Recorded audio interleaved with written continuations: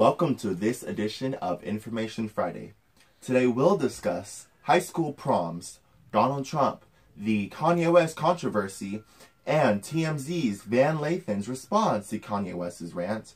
I am your host, Hemiros, along with Anna Illis and Mia Haskins.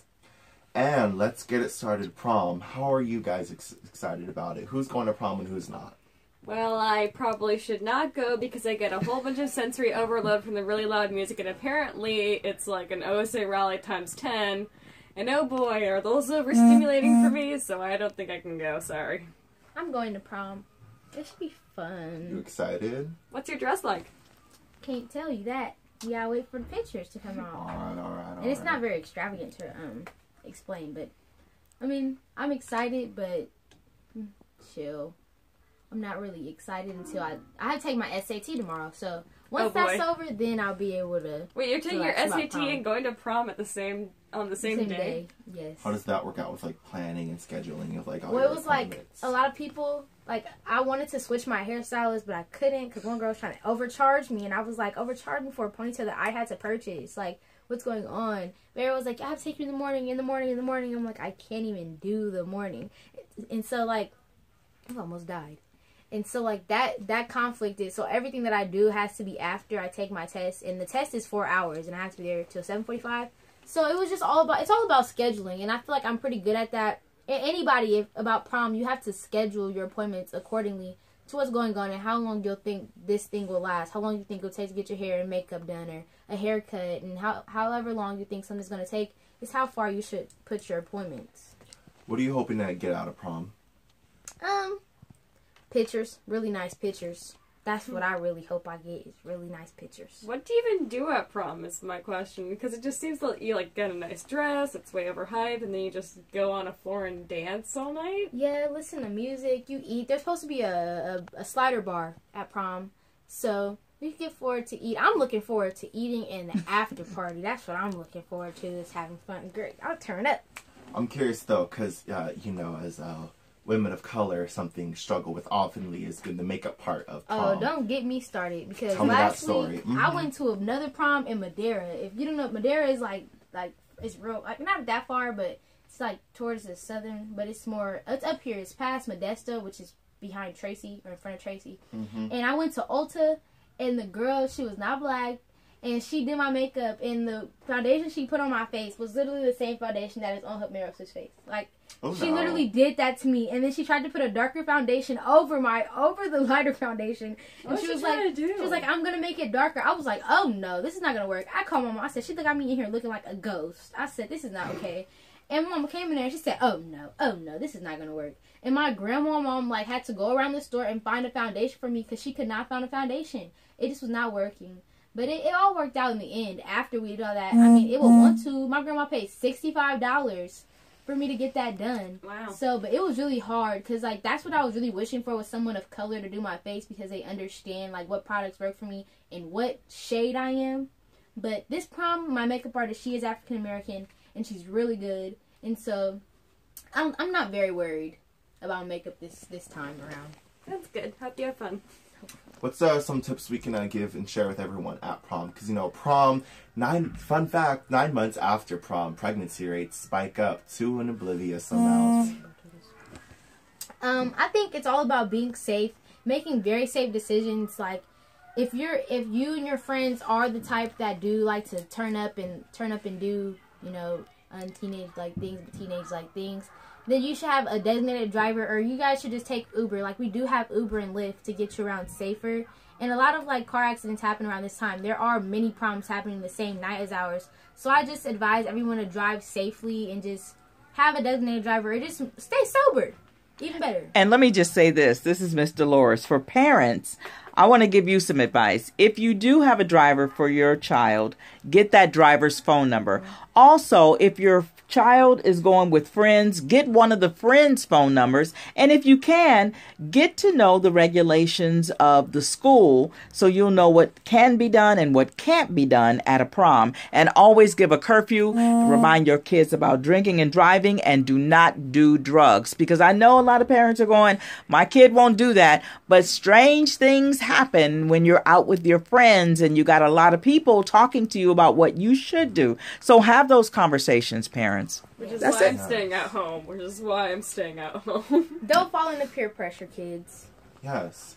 And with our next topic, we have Trump. There's many things to talk about Trump. We could do all the different people he's deporting, all the immigration laws he's taking away, or his newfound friendship with Kim Jong-un and how apparently he's saved all those people, question mark. Wasn't he, like, according to, like, I saw on Instagram, like, he was nominated for a Nobel Peace Prize? Who? Trump, like, is independent.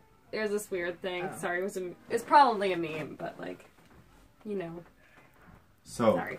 Currently, Trump administrates and special immigrations that cause 57,000 Hondurans to lose that.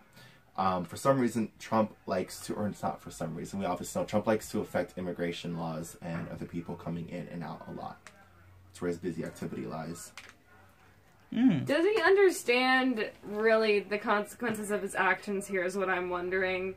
Because, and we need to keep in mind that, like, so Trump is, like, telling all these people who are from, like, Central America to go back to their countries, but A, it's not that simple, and B, a lot of the problems in Central America, weren't they caused by the U.S. interfering in their politics? Yes, and another question is, this has been a question since Trump has been in office. He wants to deport all these people, but his wife, Melania, is not a U.S. citizen, and neither are her an immigrant. parents. And so it's just like, She's still you're banging. deporting all of these people. Why is she still here? And if we want to be really into details, she don't even like him. She does not like Trump. It was a video of them. He tried to hold her hand. She was flicking his hand away. She slapped it away. She slapped it away like she was not trying to touch him. So it's just like, at this point, what's the real deal? I mean, I know they have a son, and that's probably is a reason why he hasn't deported her or her family, because I don't think she lives in the White House. It'd be a very bad image to deport your wife in the middle of your office as well. I don't think it's a classy thing people amongst his type like to do. You know, they have a class and a position to hold. But, you know, I mean, if you're President Trump, why not have a foreign girl with you that you think is so fine and, you know, non-disposable, like Hillary Clinton said, and keep her along with you? But is that, like, I know there's a level of hypocrisy in there, like, also depending on what type of immigrant that you look like, you can keep her around. I gotta say, so my parents are immigrants. They're from Europe. My mom's from Hungary. My dad's from Germany, as raised trilingual. And whenever, like, we've never been discriminated against for being immigrants because we're white, I'd say. Mm-hmm. Like, we've never really faced any, like, oh, you should speak English or anything like that. And, like, when people hear my mom's accent, they think it's cool. Like, oh, are you French? No, I'm Hungarian. Like, the worst thing that I've had is, like, in middle school when, like, things are crazy, some kid learned that I was German and called me a Nazi, and I was like, wait, what? No. Like, don't... That's the worst thing I've ever faced. Wow. Yeah. Yeah. But not, like, any sort of, you know, racism or xenophobia. So, Probably because a lot of American culture is because of, you know, Europe colonizing here. yes. So it's safe to say that, you know, the whole immigration of who can come in and who can't is basically just like population control of, oh, we want Americans to look like this, we want Americans to talk and act like this. But from the beginning, Americans had a very interesting history of a wide span of people from all over the world. So I don't think you get to control who wants to come in the country and not.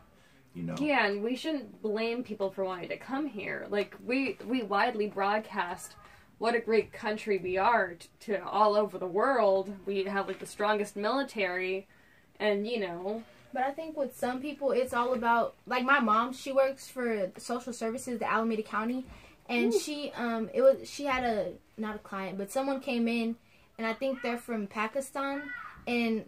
It's like they don't have any social security numbers, like anything, but they were able to get aid and like for their children, get jobs. And my mom was like, we had this discussion. She was like, if we were to go to those countries, we couldn't get any of that. And I feel my mom, my grandma, they're America's like, really special. They're like, they don't agree with Trump, but it's like it makes sense because if we were to go there, we would be just left there. Like they would not try to help us. Nothing would happen. But all these people can come here and they can get money and take away from our American citizens and people who actually need, like really need it, who are citizens here, and and they get to live. Like, and it's like now the guy, he got a job at Tesla. Damn. And it's like, good. it's just kind of like, it's a balance. Like, it's like Trump makes sense, and then it's like, he doesn't know how to say it right. Like, that's what it is. Because it's the way he says it is like, we got to get those people out of here. We got to build this wall. Like, it just is really aggressive. And it's not, he's not coming from a empathetic point of view to where you can actually get his point. I gotta say, I just gotta bring up a tiny thing. So, like, Trump is, like, sending, like, bombs to Syria to, like, you know, inflame that situation, but he can't send aid to Puerto Rico? Like, exactly. That's what I've been seeing on social media, just, like, you know, it's how like, weird it is there. He gets himself involved in things that America doesn't need to be involved in. Yeah. Within Syria, we did not need to be involved in that. He was... We need to help the people out. We need to help people. We don't need to send bombs. Their leader was harming their own people. Yeah. And I feel like that has nothing to do with this. What we should have done was send aid and try to bring in some of those people, but at the same time that also goes in with immigration. Yeah. And having to bring those people in here, and we don't have shelter, we don't have money for them. To where Puerto Rico, that you are so right, to where they're a part of us. They're a church, like they're U.S. Like, and they're U.S. citizens. They're U.S. citizens, and we can't even go to help them. And it's really backwards. It's really for every bomb, that's the amount of like water and food that could be used to help or aid someone. But we also have, to tie in with Trump, the Kanye West controversy, where, and to quote him, not me, slavery was a choice. How does that make you feel? That's just the first question I got. Well, I gotta think. Like, hold on. Let's like examine like real quick the power dynamic between, you know, someone who is enslaved and the person who is enslaving them. I mean, someone who's enslaved is probably starved quite a lot, not fed regular meals, lots of hard labor, meaning that they're too exhausted to rebel. And not to mention they don't have access to anything to defend themselves with. There were some... I wouldn't say that slavery was a choice at all. I mean, there were, like, those slave rebellions, and, like, I think there was, like, Haiti, and, like... Haiti was the first Black Republic. Haiti, and, like, also, I'm forgetting his name, but, Nat Turner. Yeah, Nat Turner, that kind of a thing. But we gotta remember that it was... In America, it was the white people who had the ammunition, who had the chains, and, you know, who also brought some diseases that, you know, it's just him being very uneducated. Because I was having this talk with my friend who is, like, she really loved Kanye, but she was like, I just don't know. Like, he kind of just left me, like, bewildered. Like, there's nothing to say. And I'm like, he says 400 years, all these people died. A lot of people died. And then, too, you have to think about it. The first 100 years, like, that's ridiculous to think about. Those years that when we first came here, it was all new. We didn't know what to do. We didn't know where we were. Didn't know how to act. Like, we see their family members are traumatized coming here because their brothers and sisters or mothers and fathers have died on the way here. Some people died of, like, sickness in the boat. People killed themselves. Like, it's a lot of trauma. Like, they're very traumatized. And when they come here, it's like they're just shut down. They're like, okay, well, life is over, basically. Like, we have nothing else to... They don't have anything else to live for, to where it's, like, a willing to leave or a willing to escape, because this is not their home. They're not used to this. They can't go all the way back to Africa, or just like they can't go back. It's no way. And for those people who were actually born here, they don't know anything else. Just like we're accustomed to, when you turn 18, you go to college, or you get a job, or you get a job and you have to work, make money to get a house, to have a family, to have kids. That's what you get older. You work in the field. You do what you're told. That's just what they were accustomed to. That's their lifestyle, to where it's not anything different to them. And those who did try to escape for the better of their family were caught and killed. Or if you're the greater good, went up north. And some of them did escape. You can't expect all of them to leave. It's not possible. Yeah, it's like, I do like we did an English reading where, like, women who had children had to stay because they couldn't escape with their child, or, you know, the child could be held hostage by the master to keep the woman chained down, pretty much, so that she had to stay with her kid, because, you know, that's the right, you know. Well, I think the first thing that most people have to realize is there was a lot of separation It's called divide and conquer. So a lot of people, families got separated, tribes got separated to where they were disorientated. They didn't speak the language of some of the other people that were brought over here. So they actually literally divided and conquered. And then they used brute force to program them to behave. So, I mean, Kanye's statement, his rant was ludicrous, to say the least. And his whole point was, after all those years, they should have been able to get together and overpower. But again, I would never say it's that simple. Exactly. And it's not, it wasn't as black as white as he tried to make it. I think the first thing that, we have to recognize is Kanye West's attraction to Donald Trump and wanting to be a part of the Trump party by calling him his bestie or something like that, his boy. So, there's a lot going on with Kanye West, and there has been ever since his mom passed. I think is when I first started noticing him going to the left a little bit. A few things I don't like about this.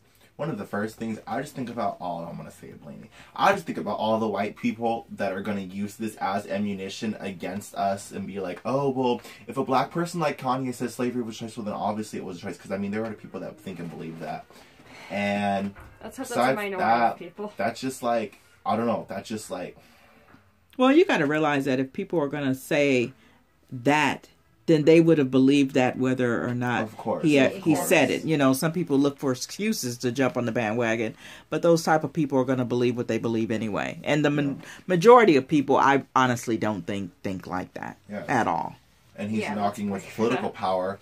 And, he said he was going to run for president in 2020, but with his new campaign slogan, he's going to run for president in 2024, meaning he wants Trump to be president for 8 years before he goes ahead and take over. And we also have to think about it, like, for all these years, Kanye, with his whole Yeezy collection, he's been surrounded by white people, by Republicans, by people who aren't his own.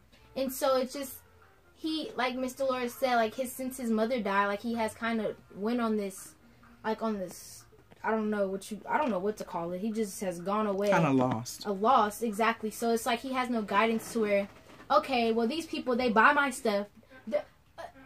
Before I say that, they're the people who can afford his stuff. Let's start there. Because Kanye West, those shoes are ridiculously expensive. And hold on, let me look his clothing is, it's not even, it's very, his clothes are depressing. His clothes are slave inspired. They're very depressing. And it's just like, there's nowhere to start for black people. Like, I do know a couple black people who own a pair of Yeezys, but it's just, Yeezys are like $200 a pair, or like, those are probably like resales because they're really expensive. They're like $760, thousands of dollars, almost thousands of dollars. So it's just it's impossible. And it's like these people, they're welcoming me, they're bringing me in, they're supporting me financially. Like his concert tickets, expensive. It's just like everything that he does. It's built towards white people. It's just those people who accept me. So that's where I'm gonna go. That's what I'm most comfortable as. His whole family now is they're Armenian and white. So it's, but hey. So it's no black people. And so I feel like that whole family's Republicans. The Kardashians are all Republicans. And it's just... Are they? They're conservative. I believe so. Heck. Because but that was another thing I noticed. Like, when Trump did get elected, they never said who they voted for. Like, nobody ever mentioned anything about who they voted for, who they were supporting, even before he won. But it's just... It's just what he's accustomed to at this point, to where it's kind of like, hey, Trump, that's my boy. And we have to think, he might have been friends with Trump before he became president. And that's what he also said. He was like, we have to think about that. A lot of rappers use puns and put Trump in their music because Trump was making money. He was a reality star. He was like everybody had a song about Trump or had Trump in their songs. And I feel like that's also where Kanye is coming from. Like, that was my friend prior to him becoming president. And that's why I'm supporting him. I'm not saying he's right. Yeah, that is. But that's possibly where he is. Like, that, I think he did say that we were cool before he even decided to become president. I'm not gonna cut my friend off because I don't agree with something that he's doing. Yes.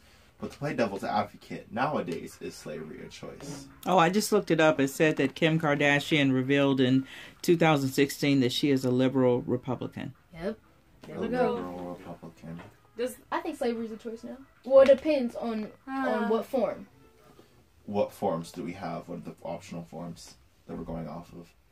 Like, we have people like Mexicans who have to work in fields and like Documented labor, workers, like yes. undocumented workers. Undocumented immigrants, that's slavery. That's pure slavery in America, because those people come over here for refuge, for families, for whatever reasons, and they're basically enslaved to work. And people who work in factories, child sweat workers, like it's sweatshops, or human sex trafficking, like uses sex slaves. Yes. Like a lot of girls like are taken and put into that form of, and boys are taken and put into that form of work, or not even a form of slavery. Yes. And people do very little to stop that. Exactly. And so it's just all about what you're like. If you're in, I don't know how to say this. If you're aware, if you're not aware, you're not gonna know, because the stuff is not publicized. It's very much put and swept under the rug. Like America, they don't publicize sex trafficking all that much. It happens a lot here, especially in the Bay Area. It's a big, huge hub here. That's something that nobody really talks about. My mom, that's her biggest fear for me. Like, since I was young, like, that's been her biggest fear, and she really, like, that's her main goal, is to get somewhere where she can help girls and start a program to stop that. Yeah, one of the teachers, Valerie Trout, was actually telling me that there's a liquor store in East Oakland where it's known to bring girls. They snatch them off the street and they take them to this liquor store to do to put them in slavery. And I'm like, now if you know about it and other people know about it, the police don't know? Exactly. And I don't know if we're talking about the same one, but I sent to know on my Instagram, and it was the corner store, and it was literally Miss Dolores. Like, this is the scary part about it. It's the corner store that I usually walk to. It's like literally, you walk down my hill, you turn right, and it's that corner store right there on the corner. And I seen a picture, and my mom was like, well, this is kind of old. Like, it had been posted before. And I was like, wow, it's like, and it hit me, because it's like, it's so close to home. Literally, it's close to my house. And so that's really scary. And it's just all about awareness. You also have to worry about the boys you talk to, because a lot of those boys, like, they work with those older men and are the ones that bring those girls in and, like, lure them in, like, into these relationships, and then all of a sudden they're gone. And that's why Mom has such a tight lock on me. Like, she's starting to let me, like, do, but it's really sad. It's something that we have to all be aware of.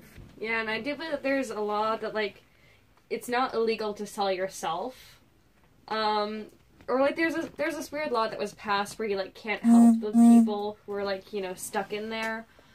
I'll need to check my resources there. What it is it's illegal to sell your body, but it's not illegal for someone to sell you, pretty much. So that a lot of places will have women who will try to come out of these positions, and they end up criminalized when it's not their fault. Yes. But also, to go back with Kanye and everything, we have in TMZ, my brother over here, his name is Van Lathan, and his response to Kanye, when I saw the video, Kanye was acting a dang fool in TMZ. His response to Trump, or to Kanye, was basically on the whole slave thing, calling him, he didn't call him a fool, but basically he was like, that's not an opinion someone like you should be having. Obviously you've lost it. Obviously, you started from here, but now you're here. And then he just meant to say, like, he really looked up to Kanye, like, that was somebody that he really cared for, a big influence, and he disappointed him. And it caused him to look at Kanye way differently, and he was just like, that's not where you're going. And when he was talking to him, he also referred to him as my brother. And I feel like that's big in the community, in the black community, is calling another black man or another black woman your sister and your brother. And that's where the tie with Kanye, it broke, because people didn't look at him the same. And he hasn't been the same, but it's just, that right there just put the icing on the cake. And in their dispute, Kanye, he was like, Van Lathan was yelling at Kanye. He was like talking to him like really loud. And Kanye said, stop, my brother, you're making us look, you're gonna make us look crazy. And right then and there, I was like, his mind, it's gone. It's gone. Because when you say it's gonna make us look crazy, and Van Lathan responded with, I don't care how they look at me. I do not care about any of this. And it's just like Kanye is trying to protect how the white people view him, because he cares about their opinion that much. And that's where you see, like, it's just, he's not black. Like, it's just, he's kind of gone. Like, he's drifted off. He's people keep saying he's in the thing about Get Out. He's in the sunken place, and that basically, I mean, if it could have been possible, but that Kanye's just gone. He's in the sunken place, and he believes that he's someone he's not. But there's also, also to again playing devil's advocate, that he's all doing this just for gimmicks. That like a year or two, or like later, or like in a few months or weeks, like this is his big master plan to like use white people to his advantage and like let them think that he's on their side this much, like show this much repel against us, that like to really, really convince that he's on their side. And also a lot of celebrities have been disagreeing with Kanye. One of the ones that I personally follow on social media is Snoop Dogg. He does not agree with Kanye at all. He has said multiple times, y'all can have him, we do not want him anymore. He has called him Uncle Tom. It's been a lot of videos, not a lot of pictures. But he posted a picture of Kanye West, and his face was white. And he had white features. Oh, yeah. And the caption is, the new Kanye. Well, all white now. Way to go, dude. Well, let's take a listen and hear what Van actually said. It's actually the absence of thought. And the reason why I feel like that, because Kanye, you're entitled to your opinion. You're entitled to believe whatever you want. But there is fact and real world, real life consequence behind everything that you just said. And while you are making music and being an artist and living the life that you've earned by being a genius, the rest of us in society have to deal with these threats to our lives. We have to deal with the marginalization that has come from the 400 years of slavery that you said for our people was a choice. Every day we have to walk into that truth while you choose to say things that, to be honest with you, dog, are nonsensical. You want to think freely?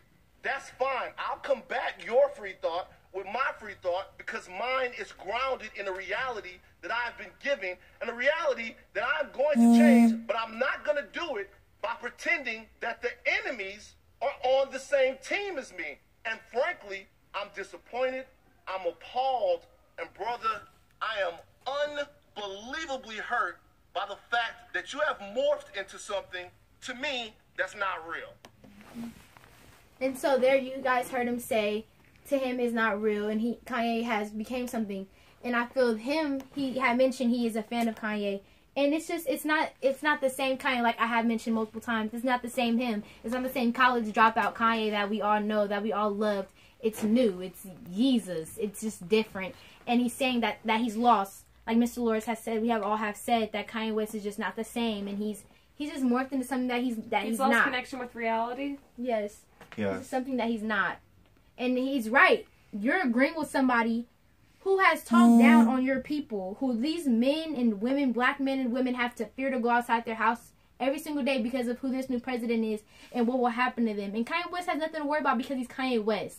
You don't have the same consequences as my little brother would walking down the street, because you're privileged, because you have money and you live this life, as to where my little brother walks to school. He's a young black boy, and he has to worry about dying every day just because of how he looks and because he doesn't have the money and he doesn't have the name. And I feel that's where he didn't think about that. He doesn't think of the consequence. He needs to think about it. He has a black son. His son doesn't look anything white. And his daughters. His son looks very much African American. I say his son because we have to fear for our black boys so much. And that's just something that he's detached from.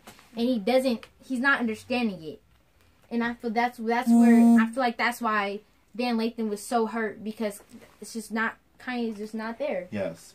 He wasn't the only one. We have some other celebrities' responses. Justin Bieber's was, our job is to love, not always agree. Love you, Kanye.